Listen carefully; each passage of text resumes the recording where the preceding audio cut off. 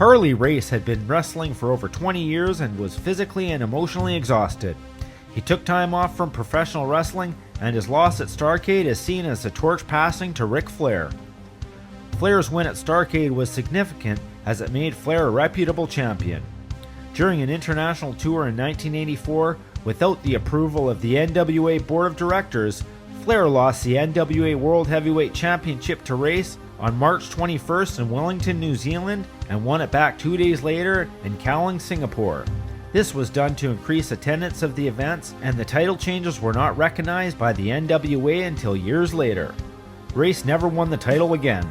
On May 6, Kerry Von Erich won the title from Flair as a tribute to Kerry's brother David, who died in February. Flair won the title back 18 days later.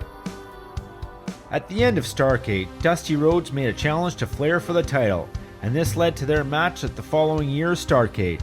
The feud between Carlos Colon and Abdullah the Butcher continued for over a decade, while other feuds ended with their match at Starrcade. According to Dave Meltzer, Dusty Rhodes came up with the name Starrcade and booked the show in later years. Starrcade drew a sold-out attendance of over 15,000 fans, $500,000 at the gate at the Greensboro Coliseum.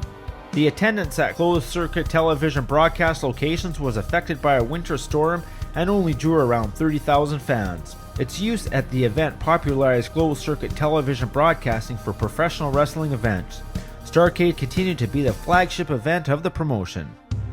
Crockett promoted cards in association with Maple Leaf Wrestling out of Canada, which was promoted by Frank Tunney until his death in 1983.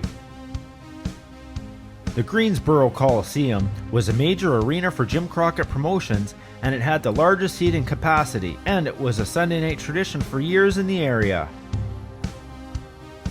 Greensboro got almost all of the major title changes, the Cadillac Cup cards that Crockett ran once a year, almost all of the major house show angles, and had one of the great ring announcers in Tom Miller.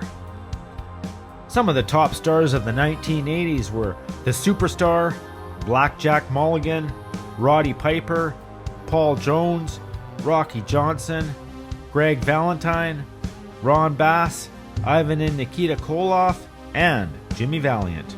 An extra sense of urgency was added to Crockett's national expansion ambitions when, after Frank Tunney's death, his Toronto promotion joined forces with the WWF. Crockett would now have to find other willing partner promoters or buy them out if he wanted to run shows outside the Mid-Atlantic territory. This period also marked Crockett's first attempt to create a national promotion.